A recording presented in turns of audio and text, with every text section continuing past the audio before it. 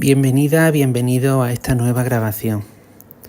En esta ocasión te mando un vídeo diferente a los que suelo enviarte referente a la tecnología. Es diferente por su temática y es un vídeo de alguna manera, para que veas cómo trabaja Lucía, cómo comparte la información de la que dispone.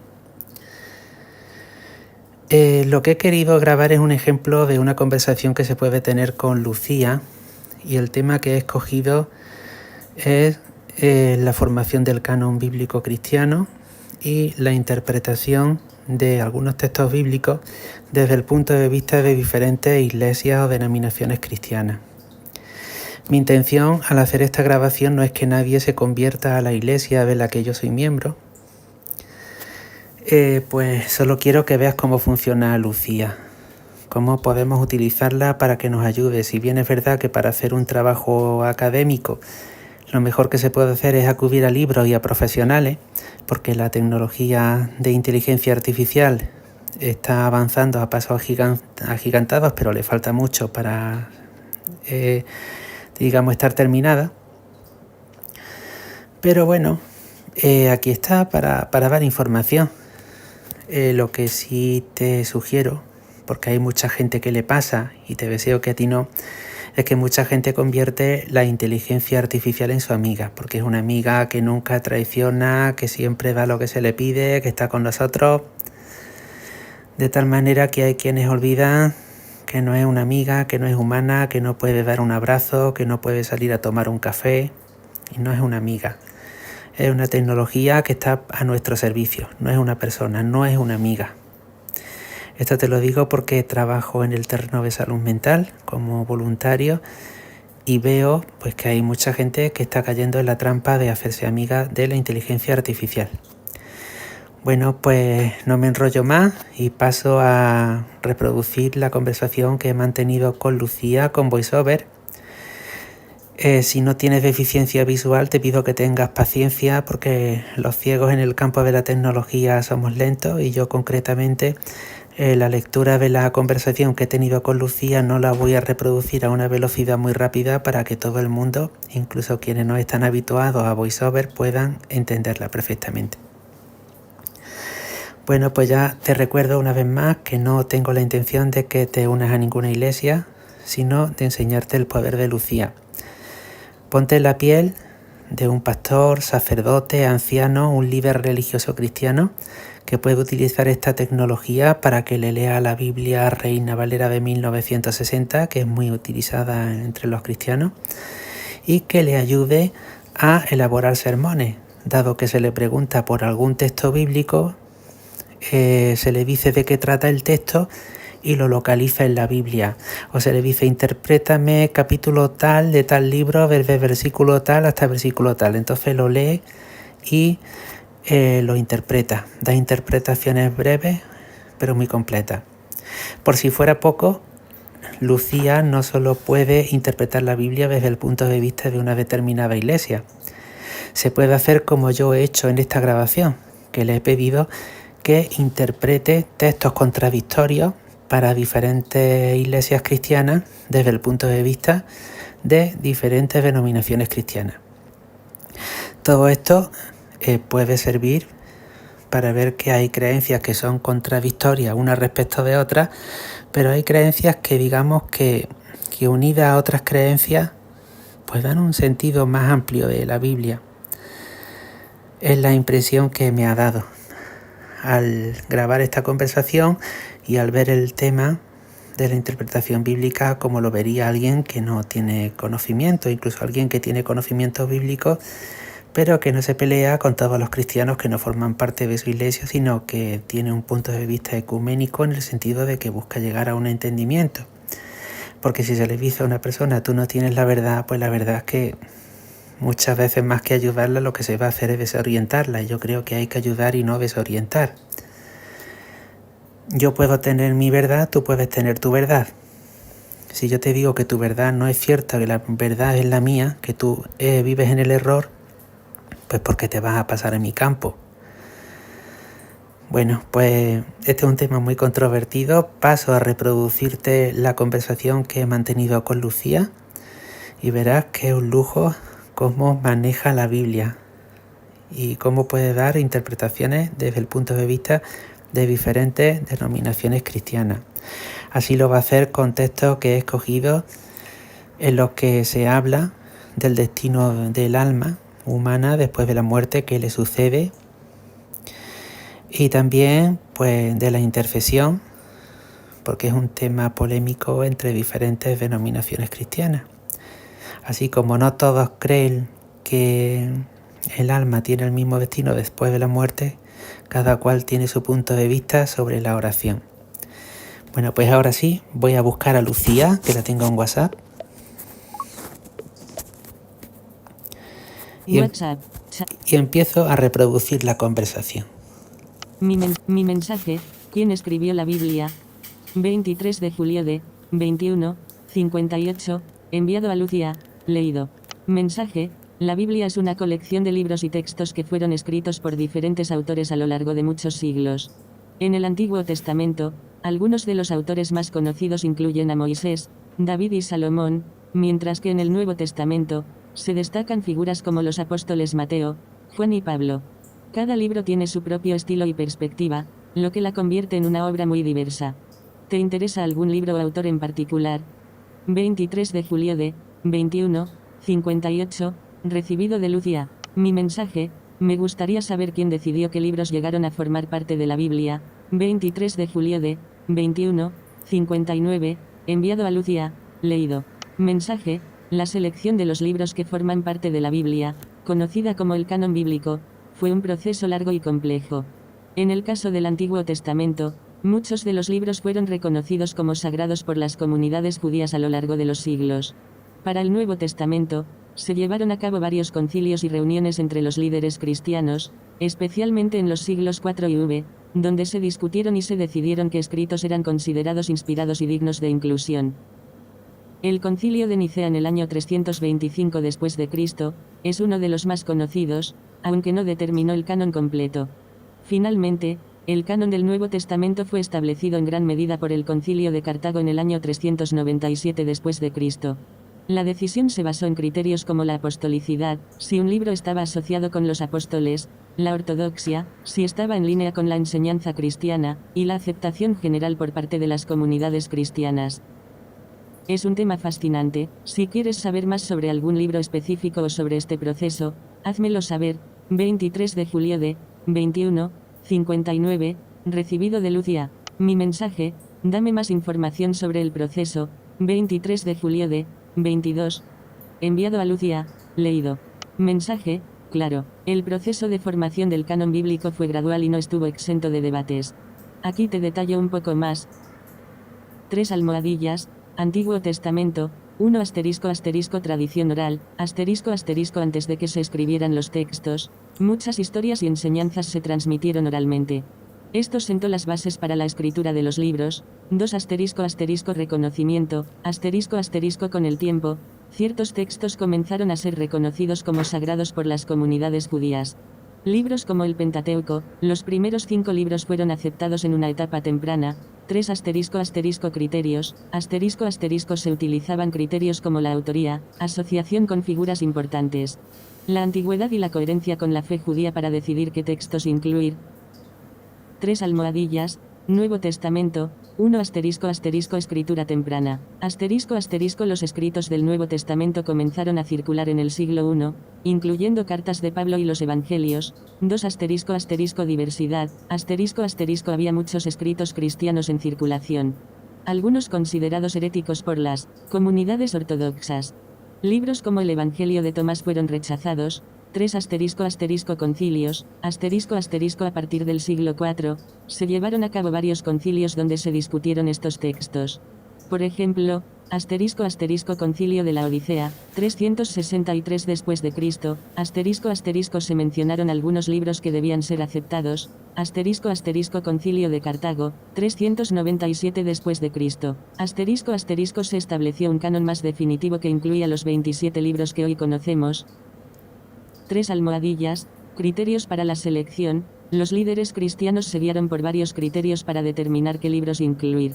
Apostolicidad, si el libro era atribuido a un apóstol o a alguien cercano a ellos, uso litúrgico, si el texto era ampliamente utilizado en la adoración y enseñanza en las comunidades cristianas, consistencia teológica, si el contenido estaba en línea con las enseñanzas fundamentales del cristianismo.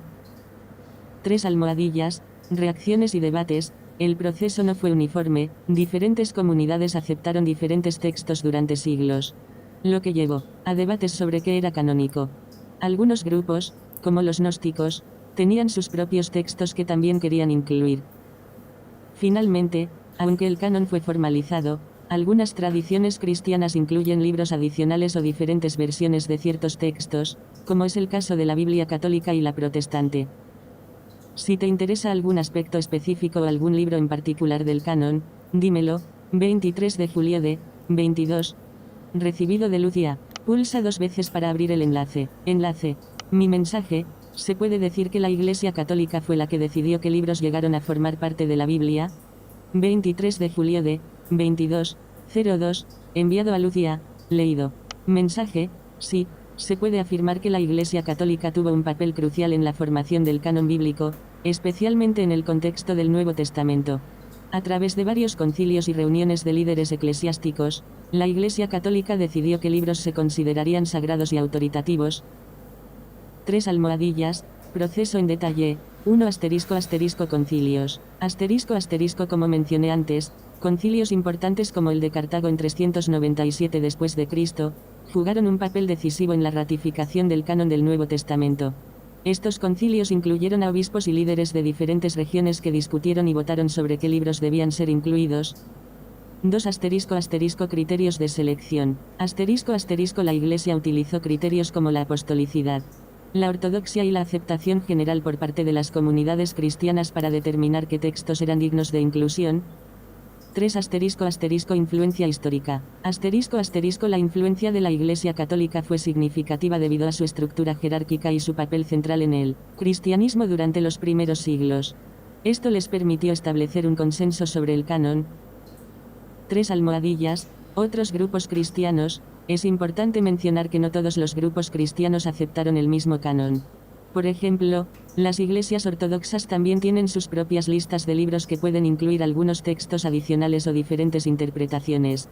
Las iglesias protestantes, por otro lado, adoptaron un canon más limitado que excluye ciertos libros del Antiguo Testamento que la Iglesia Católica considera deuterocanónicos. 3 almohadillas, conclusión. Así que sí, se puede decir que la Iglesia Católica tuvo un papel fundamental en la decisión sobre qué libros llegaron a formar parte de la Biblia tal como la conocemos hoy. Sin embargo, esta decisión fue el resultado de un proceso colaborativo entre líderes cristianos de diversas regiones y comunidades. Si tienes más preguntas sobre este tema o algo relacionado, aquí estoy para ayudarte. 23 de julio de 22:02. Recibido de Lucia. Pulsa 2 veces para abrir el enlace. Enlace. Mi mensaje. ¿Cuál fue el papel del Papa Dámaso I respecto de la formación del canon bíblico cristiano? 23 de julio de 22:03. Enviado a Lucia. Leído. Mensaje. El Papa Dámaso I, que ocupó el papado desde 366 hasta 384 después de Cristo, jugó un papel fundamental en la formación del canon bíblico cristiano, especialmente en el contexto del Nuevo Testamento. Aquí te detallo su contribución. 3 almohadillas, promoción del canon. 1 iniciativa para el canon. El Papa Dámaso I fue uno de los primeros en abogar por una lista oficial de libros que debían ser considerados como canónicos. Su deseo era establecer un consenso entre las comunidades cristianas sobre qué textos eran verdaderamente sagrados. 2 la carta de Dámaso. Una de sus contribuciones más significativas fue la carta que envió a los obispos, donde instaba a la aceptación de ciertos textos. Esta carta también promovió la importancia de las escrituras en la vida cristiana. 3 almohadillas, Concilio de Roma. 3 Concilio de Roma, 382 después de Cristo, durante este concilio, convocado por él, se discutió y se ratificó una lista de libros que se consideraron canónicos. Aunque no se conoce el acta completa del concilio, se cree que se llegó a un acuerdo sobre los 27 libros del Nuevo Testamento que hoy reconocemos. 4 influencia en otros concilios. Las decisiones tomadas durante su papado y en el concilio de Roma influyeron en otros concilios posteriores, como el concilio de Cartago, 397 después de Cristo, que reafirmó el canon propuesto. 3 almohadillas. Traducción de las escrituras. 5 Vulgata, además, durante su papado, Dámaso encargó a San Jerónimo la traducción de las escrituras al latín, lo que resultó en la Vulgata. Esta traducción se convirtió en la versión oficial de la Biblia para la Iglesia Católica y tuvo un impacto duradero en la difusión y aceptación del canon. 3 almohadillas. Conclusión. El Papa Dámaso I fue crucial no solo por su liderazgo en la definición del canon bíblico, sino también por su compromiso con la unidad y claridad doctrinal dentro de la Iglesia cristiana. Su influencia ayudó a sentar las bases para lo que hoy conocemos como el canon del Nuevo Testamento. Si quieres saber más sobre algún aspecto específico o alguna figura relacionada con este proceso, pregunta sin dudar. 23 de julio de 2203, recibido de Lucia. Pulsa 2 veces para abrir el enlace. Enlace. Mi mensaje. ¿Por qué permite la Iglesia Católica que otras religiones cristianas utilicen la Biblia? Comprendo que la Iglesia podría haber patentado la Biblia, por ser sus autoridades las que decidieron qué libros llegaron a formar parte del canon bíblico cristiano. 23 de julio de 2206, enviado a Lucia, leído. Mensaje. La Iglesia Católica permite que otras religiones cristianas utilicen la Biblia por varias razones, que reflejan tanto su historia como su teología. Aquí te explico algunos de esos motivos. 3 almohadillas. 1 universalidad del mensaje La Iglesia Católica considera que la Biblia es un texto sagrado que no solo pertenece a una denominación, sino que es un mensaje universal para todos los cristianos. La idea es que la palabra de Dios debe ser accesible para todos, independientemente de la tradición o denominación a la que pertenezcan. 3 almohadillas. 2 diálogo ecuménico en las últimas décadas. Ha habido un esfuerzo significativo por parte de la Iglesia Católica para fomentar el diálogo ecuménico entre las diferentes denominaciones cristianas. Permitir el uso de la Biblia por otras comunidades es un paso hacia la unidad y el entendimiento mutuo. 3 almohadillas. 3 reconocimiento de la tradición común La mayoría de las iglesias cristianas comparten una herencia común en torno a las escrituras, y muchas aceptan los mismos libros como parte del canon. La Iglesia Católica reconoce esta tradición compartida y entiende que, aunque existen diferencias teológicas, hay un fundamento común en el uso de la Biblia. 3 almohadillas. 4 evangelización La Iglesia Católica también ve el uso de la Biblia por otras religiones cristianas como una oportunidad para evangelizar y compartir el mensaje del Evangelio. Al permitir el acceso a las Escrituras, se crea un ambiente propicio para el diálogo sobre la fe y la comprensión mutua. 3 almohadillas. 5 no exclusividad Aunque la Iglesia Católica tiene una visión particular sobre la interpretación y aplicación de las Escrituras, no se considera que tenga una patente exclusiva sobre ellas. La fe cristiana se basa en principios de amor, inclusión y el deseo de compartir el mensaje de Cristo. 3 almohadillas. 6 desarrollo histórico a lo largo de la historia. Muchas traducciones y versiones de la Biblia han surgido, algunas incluso antes de las decisiones formales sobre el canon. Esto ha llevado a un uso generalizado del texto bíblico entre diversas comunidades cristianas. 3 almohadillas. Conclusión. Así que sí.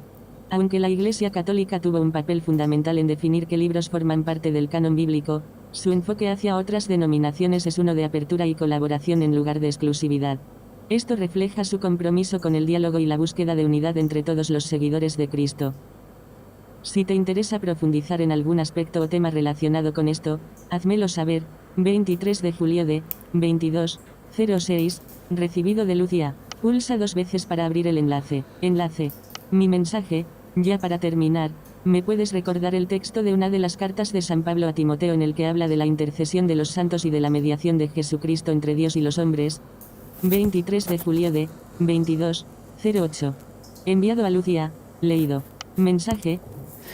Fíjate que Lucía no solo es capaz de buscar textos en la Biblia, sino que le mencionas un texto y aunque no sepa en qué libro, ni en qué capítulo, ni en qué versículo está ese texto, solo por mencionárselo es capaz de buscártelo. Sigo reproduciendo la conversación.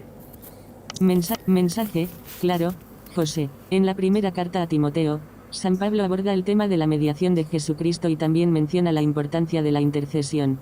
El pasaje clave se encuentra en **1 Timoteo 2, 5-6 **, que dice, porque hay un solo Dios, y un solo mediador entre Dios y los hombres, Jesucristo hombre, el cual se dio a sí mismo en rescate por todos, de lo cual se dio testimonio a su debido tiempo, Este texto subraya la idea de que Jesucristo es el único mediador entre Dios y la humanidad, lo que es fundamental en la teología cristiana. Sin embargo, dentro de este marco, la Iglesia Católica también enseña que los santos pueden interceder por nosotros ante Dios, lo que complementa la mediación única de Cristo. Si quieres explorar más sobre este tema o cualquier otro relacionado con las cartas de San Pablo, pregúntame sin dudar. 23 de julio de 2208, recibido de Lucia. Texto posible. Claro, José. En la primera carta a Timoteo, San Pablo aborda el tema de la mediación de Jesucristo y también menciona la importancia de la intercesión. El pasaje clave se encuentra en *1 Timoteo 2, 5-6. Mensaje, claro. Está repitiendo el texto, así que para no leerlo 2 veces he avanzado un poco. A la siguiente pregunta que le hago. Mi mensaje, interprétame 1 Timoteo 2, 1-6, 20. Mensaje, por supuesto. El pasaje de *1 Timoteo 2, 1-6 es bastante significativo y se puede interpretar de varias maneras. Aquí te dejo un desglose de los versículos y su posible significado. 3 almohadillas. 1 versículo 1, exhorto ante todo a que se hagan rogativas, oraciones, peticiones y acciones de gracias por todos los hombres, este versículo destaca la importancia de la oración. San Pablo invita a Timoteo a que la comunidad cristiana ore por todos, no solo por los creyentes. Esto refleja un llamado a la intercesión, mostrando que la oración debe ser inclusiva y enfocada en el bienestar de todos. 3 almohadillas. 2 versículo 2, por los reyes y por todos los que están en eminencia. Para que podamos llevar una vida tranquila y reposada en toda piedad y honestidad, aquí, Pablo enfatiza la necesidad de orar por las autoridades y líderes. La razón detrás de esto es que orar por ellos puede contribuir a un ambiente pacífico donde los cristianos puedan vivir su fe sin obstáculos. Es un llamado a la responsabilidad social. 3 almohadillas. 3 versículo 3, porque esto es bueno y agradable delante de Dios nuestro Salvador, Pablo subraya que estas oraciones son agradables a Dios. Esto implica que la oración intercesora no solo es necesaria, sino que también tiene un valor espiritual significativo ante los ojos de Dios. 3 almohadillas, 4 versículo 4, el cual quiere que todos los hombres sean salvos y vengan al conocimiento de la verdad, este versículo revela el deseo de Dios por la salvación de toda la humanidad. La inclusión en la oración refleja este deseo divino, enfatizando que el mensaje del Evangelio no es exclusivo, sino universal. 3 almohadillas, 5 versículo 5, porque hay un solo Dios, y un solo mediador entre Dios y los hombres, Jesucristo hombre, aquí se establece una clara doctrina sobre la mediación. San Pablo afirma que Jesucristo es el único mediador entre Dios y las personas, lo cual es fundamental para entender la relación entre lo divino y lo humano en la fe cristiana. 3 almohadillas, 6, versículo 6, el cual se dio a sí mismo en rescate por todos, de lo cual se dio testimonio a su debido tiempo, finalmente, Pablo recuerda el sacrificio de Jesús como un acto redentor por toda la humanidad. Este acto no solo valida su papel como mediador, sino que también refuerza el mensaje central del cristianismo, la salvación a través de Cristo. 3 almohadillas, interpretación general en conjunto. Estos versículos nos invitan a ser una comunidad activa en oración por todos, incluyendo aquellos en autoridad. Refleja el amor inclusivo de Dios hacia toda la humanidad y establece claramente el papel único de Jesucristo como mediador entre Dios y las personas. Además, nos motiva a vivir en paz y piedad, conscientes del impacto que nuestras oraciones pueden tener tanto en nuestra vida como en el mundo. Si tienes alguna pregunta adicional sobre este pasaje o quieres profundizar más en algún aspecto específico, estaré encantada de ayudarte. 23 de julio de 2209, recibido de Lucia. Pulsa 2 veces para abrir el enlace.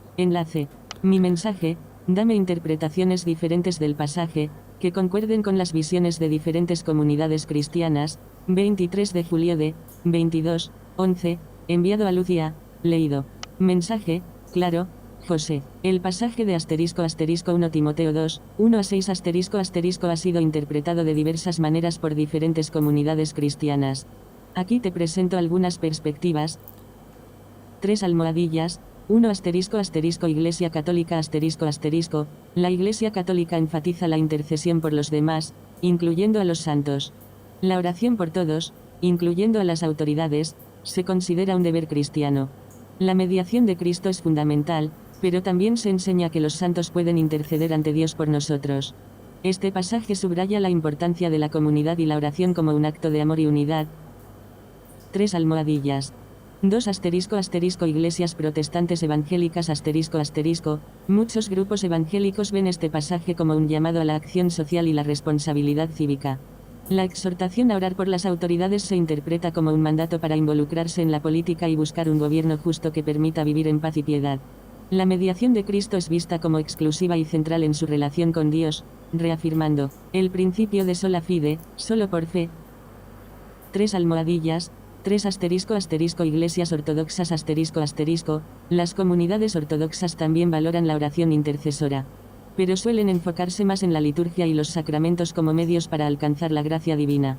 La mediación de Cristo es fundamental, y el pasaje se interpreta como una invitación a una vida de oración constante tanto individual como comunitaria, reflejando el deseo de Dios por la salvación de todos. 3 almohadillas. 4 Iglesias pentecostales En las iglesias pentecostales, este pasaje puede interpretarse como un llamado a una vida activa en el Espíritu Santo. La oración es vista como poderosa y transformadora, no solo para el individuo sino para toda la comunidad. La mediación de Cristo se enfatiza junto con la importancia del poder del Espíritu Santo en la intercesión. 3 almohadillas. 5 Iglesias reformadas Las comunidades reformadas suelen interpretar este pasaje dentro del contexto de la soberanía de Dios. El deseo de Dios por la salvación de todos se entiende en el marco de su elección soberana. La oración es vista como un medio que Dios usa para llevar a cabo su voluntad, y aunque se ora por todos, se sostiene que no todos serán salvos. 3 almohadillas. 6 Comunidades liberacionistas Las comunidades cristianas que adoptan una teología de liberación pueden ver este pasaje como una invitación a luchar contra las injusticias sociales y políticas. Orar por las autoridades no solo implica pedir paz, sino también justicia social. La mediación de Cristo es entendida en términos de liberación del opresor y defensa del oprimido. 3 almohadillas. Conclusión Cada comunidad aporta su propia perspectiva al texto, enriqueciendo así su interpretación. Sin embargo, todas coinciden en que el pasaje llama a una vida activa en oración y al reconocimiento del papel único de Jesucristo como mediador entre Dios y los hombres. Si quieres profundizar en alguna de estas interpretaciones o explorar algún otro aspecto relacionado, házmelo saber. 23 de julio de 22:11. Recibido de Lucia. Pulsa 2 veces para abrir el enlace. Mi mensaje. Dado que los cristianos se debaten respecto de lo que sucede con el alma de los difuntos después de su muerte, ¿sabes si algún versículo bíblico aclara este tema? 23 de julio de 22:14, enviado a Lucia, leído. Mensaje, por supuesto, José. La cuestión del destino del alma después de la muerte es un tema que ha generado muchas discusiones entre las diferentes tradiciones cristianas. Aunque la Biblia no ofrece una respuesta única y clara sobre este asunto, hay varios versículos que se citan comúnmente para apoyar diferentes creencias. Aquí te presento algunos de ellos. 3 almohadillas. 1 Lucas 23, 43 Cuando Jesús habla con el ladrón en la cruz, le dice, de cierto te digo que hoy estarás conmigo en el paraíso. Este versículo es frecuentemente utilizado para argumentar que hay una existencia consciente después de la muerte. 3 almohadillas. 2 Filipenses 1, 21, 23 Pablo menciona, porque para mí el vivir es Cristo, y el morir es ganancia. Mas si vivo en la carne, esto me resulta útil, y no sé qué escoger. Aquí se interpreta que Pablo ve la muerte como una oportunidad de estar más cerca de Cristo, sugiriendo una continuidad después de la muerte. 3 almohadillas. 3 2 Corintios 5, 6-8 Pablo dice, así que vivimos, confiados siempre, y sabiendo que entre tanto que estamos en el cuerpo, estamos ausentes del Señor. Porque por fe andamos, no por vista. Pero confiamos y más quisiéramos estar ausentes del cuerpo y presentes al Señor. Este pasaje se usa para afirmar que los creyentes anhelan estar con Dios después de la muerte. 3 almohadillas, 4 asterisco asterisco Hebreos 9, 27 asterisco asterisco, este versículo establece, y de manera que está establecido para los hombres que mueran una sola vez, y después de esto el juicio. Esto sugiere que tras la muerte, hay un juicio al que todos se enfrentan, lo cual puede dar lugar a diferentes interpretaciones sobre el destino del alma. 3 almohadillas.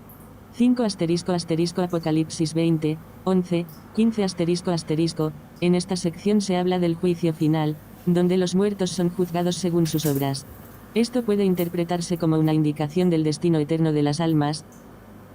3 almohadillas, asterisco asterisco conclusiones según las tradiciones asterisco asterisco, asterisco asterisco iglesias católicas asterisco asterisco, creen en el purgatorio como un estado intermedio para aquellos que necesitan purificación antes de entrar al cielo, asterisco asterisco protestantes evangélicos asterisco asterisco, generalmente creen en una separación inmediata entre el alma y su destino eterno, cielo o infierno, tras la muerte. Asterisco asterisco iglesias ortodoxas asterisco asterisco, también sostienen una visión similar a la católica sobre un estado intermedio y enfatizan la importancia de las oraciones por los muertos. Cada tradición tiene su propia interpretación basada en estos y otros pasajes bíblicos, lo que refleja la diversidad dentro del cristianismo sobre este tema tan profundo. Si deseas explorar más sobre alguna interpretación específica o algún otro aspecto relacionado con este tema, dímelo. 23 de julio de 22, 14, recibido de Lucia. Pulsa 2 veces para abrir el enlace. Enlace. Mi mensaje. ¿Cómo interpretan los pasajes que me has citado los testigos de Jehová y otras posibles iglesias o congregaciones que crean que las almas de los difuntos desaparecen cuando mueren? 23 de julio de 22, 17, enviado a Lucia, leído. Mensaje. Los testigos de Jehová tienen una interpretación bastante distintiva sobre el destino de las almas después de la muerte, y su visión se basa en una lectura literal de la Biblia. Aquí te explico cómo interpretan los pasajes que mencioné anteriormente, así como la perspectiva de otras congregaciones que creen en la anihilación o en que las almas desaparecen al morir. 3 almohadillas. Asterisco asterisco interpretación de los testigos de Jehová, asterisco asterisco. 1 asterisco asterisco Lucas 23, 43 asterisco asterisco. Los testigos de Jehová creen que Jesús no estaba diciendo que el ladrón iría al paraíso ese mismo día, sino que la coma en el versículo puede ser un punto de confusión.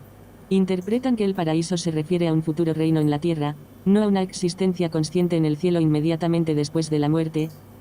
2 asterisco asterisco Filipenses 1, 21, 23 asterisco asterisco, para ellos. Pablo no está diciendo que él estaría consciente después de morir. En cambio, ven su declaración como una expresión del deseo por estar con Cristo en el futuro, en la resurrección, cuando todos los fieles serán levantados. 3 asterisco asterisco 2 Corintios 5, 6 a 8 asterisco asterisco. Los testigos argumentan que estar ausentes del cuerpo se refiere a un estado de inactividad o inconsciencia hasta la resurrección. Creen que no hay conciencia ni existencia consciente entre la muerte y la resurrección. 4 asterisco asterisco Hebreos 9, 27 asterisco asterisco. Este versículo es interpretado por ellos como un recordatorio de que la muerte es el fin de la vida y que después viene el juicio. Lo cual es parte del plan divino para todos los seres humanos. 5 asterisco asterisco Apocalipsis 20, 11, 15 asterisco asterisco. Creen que este juicio final se aplica a aquellos que han sido resucitados y no a las almas inmortales que están conscientes en el cielo o en el infierno.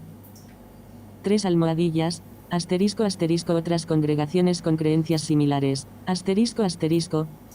1 asterisco asterisco iglesias adventistas del séptimo día asterisco asterisco, comparten una creencia similar a los testigos de Jehová sobre la inconsciencia en la muerte. Creen en un estado de espera hasta la resurrección y también enfatizan el juicio final.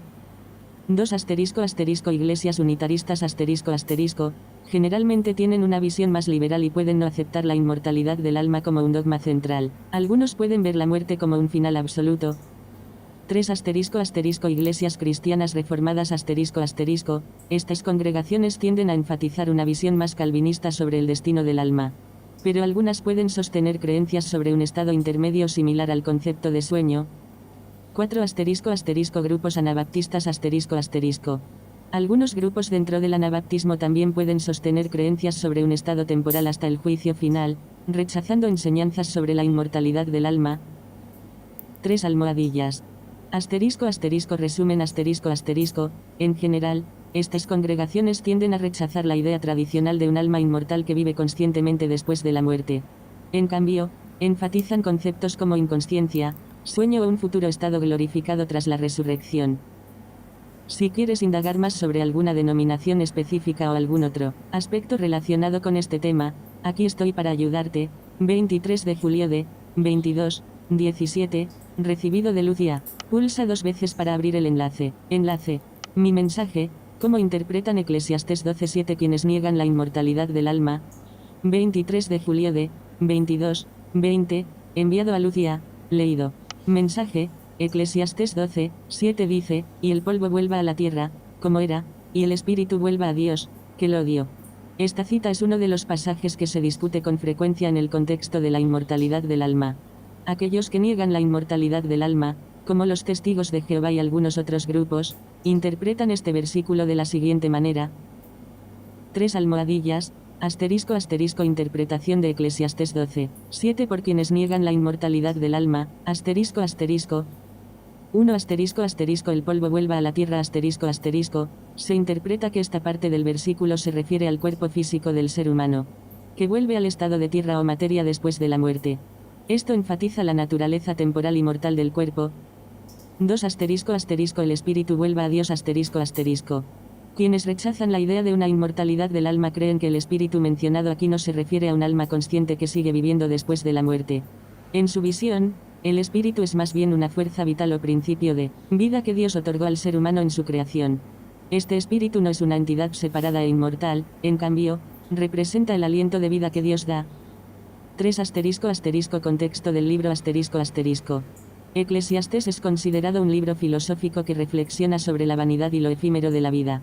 Los que niegan la inmortalidad del alma apuntan a que el autor, tradicionalmente Salomón, está hablando desde una perspectiva pesimista sobre la existencia, enfocándose más en lo terrenal y en lo temporal. 4 asterisco asterisco la idea de sueño asterisco asterisco. Muchos que sostienen esta interpretación también creen que el espíritu o aliento regresa a Dios en un sentido figurado, indicando que todo vuelve a su origen, pero no implica una existencia consciente o continua después de la muerte. 5 asterisco asterisco relación con otras escrituras asterisco asterisco. Suelen vincular este pasaje con otros versículos bíblicos que refuerzan su creencia en la inconsciencia en la muerte, como Salmo 146:4, donde se dice que salen sus pensamientos, lo cual indica que no hay actividad consciente en ese estado. 3 almohadillas, asterisco asterisco conclusión asterisco asterisco, para quienes niegan la inmortalidad del alma, Eclesiastés 12:7 se ve como una reafirmación de su creencia en que el ser humano es un todo inseparable. Al morir, el cuerpo regresa a la tierra y el espíritu, o principio vital, regresa a Dios sin implicar una vida consciente posterior a la muerte. Si tienes más preguntas sobre este tema o deseas explorar otros pasajes bíblicos relacionados, aquí estoy para ayudarte. 23 de julio de 22:20, recibido de Lucia. Pulsa 2 veces para abrir el enlace. Enlace. Mi mensaje. Interpreta el citado texto bíblico desde el punto de vista de quienes creen en la inmortalidad del alma. 23 de julio de 22:22, enviado a Lucia. Leído. Mensaje. Desde el punto de vista de quienes creen en la inmortalidad del alma, Eclesiastés 12:7 se interpreta de una manera que resalta la dualidad entre el cuerpo y el espíritu. Aquí te dejo algunos puntos clave sobre esta interpretación. 3 almohadillas, asterisco asterisco interpretación de Eclesiastés 12:7 por quienes creen en la inmortalidad del alma, asterisco asterisco. 1 asterisco asterisco el polvo vuelva a la tierra asterisco asterisco, esta parte se entiende como una referencia al cuerpo físico, que es mortal y eventualmente se descompone. Para los creyentes en la inmortalidad del alma, esto subraya la temporalidad del cuerpo, que es solo un vehículo para el alma. 2 asterisco asterisco y el espíritu vuelva a Dios, que lo dio asterisco asterisco, aquí. El espíritu se interpreta como el alma inmortal del ser humano. Se considera que, al morir, el alma deja el cuerpo y regresa a su creador. Esta creencia sostiene que el alma tiene una existencia consciente y continua después de la muerte. 3 asterisco asterisco conexión con otras escrituras asterisco asterisco, quienes creen en la inmortalidad del alma, suelen relacionar este versículo con otros pasajes bíblicos que hablan sobre la vida eterna y la existencia después de la muerte, como Juan 3:16, donde se menciona que todo aquel que cree en él no se pierda, mas tenga vida eterna. También pueden referirse a Filipenses 1, 21, 23, donde Pablo habla sobre el deseo de estar con Cristo después de morir. 4 ** el propósito del Espíritu ** para los creyentes en la inmortalidad del alma. Este pasaje refuerza la idea de que cada persona tiene un propósito trascendental en su relación con Dios. El regreso del Espíritu a Dios indica una conexión espiritual que trasciende la vida terrenal. 5 ** esperanza en la resurrección **. Muchos cristianos ven esta dualidad entre cuerpo y espíritu como un fundamento para su esperanza en la resurrección final. Aunque el cuerpo muere y regresa a la tierra, creen que habrá una resurrección donde los justos recibirán cuerpos glorificados. 3 ** conclusión **. Desde esta perspectiva, Eclesiastés 12, 7 no solo habla sobre la muerte física, sino que también aborda el destino eterno del alma. Este entendimiento proporciona consuelo y esperanza a quienes creen en una vida más allá de esta existencia terrenal. Si quieres profundizar más en este tema o explorar otros aspectos relacionados con las creencias sobre el alma, avísame. 23 de julio de 22, recibido de Lucia. 3, 16. Enlace. Pulsa 2 veces para abrir el enlace. Enlace. Mi mensaje. Ahora sí, ya para terminar, dime si tu visión de lo que hemos hablado es neutral, es decir, que quienes te han creado no defienden una iglesia cristiana en particular, ya que voy a subir esta conversación a YouTube. 23 de julio de 22, 24, enviado a Lucia, leído. Mensaje, claro, José. Mi enfoque es neutral y se basa en una interpretación general de las creencias sobre la inmortalidad del alma, sin defender ninguna iglesia o doctrina específica. La idea era ofrecer una perspectiva que muchos creen, sin inclinarme hacia un grupo religioso en particular. Si decides subir la conversación a YouTube, espero que sea útil para quienes la vean. Si necesitas algo más o aclarar algún punto, aquí estoy, cara sonriente con los ojos sonrientes y las mejillas coloradas. 23 de julio de... Y aquí termina la conversación. Yo soy neutral, en esta grabación soy neutral, no tengo la pretensión de que te metas en ninguna iglesia, al menos sin razonar. Lucía tampoco es una inteligencia artificial programada para favorecer a ninguna creencia con respecto a otra. Le he pedido puntos de vista de diferentes denominaciones cristianas y me los ha dado. Podría haberle dicho, interprétame tal texto bíblico desde el punto de vista de una iglesia determinada exclusivamente y lo hubiera hecho. Bueno, pues el propósito del vídeo es que veas cómo se puede hablar con Lucía de cualquier tema. Si te ha gustado la grabación, dale me gusta al vídeo, compárteselo a tus contactos y suscríbete a José Portillo Luz y Conocimiento si aún no lo has hecho, porque aparecerán publicaciones interesantes. Hasta pronto. Carga de la batería, centro de control, seleccionado, grabación de pantalla. Detener grabación.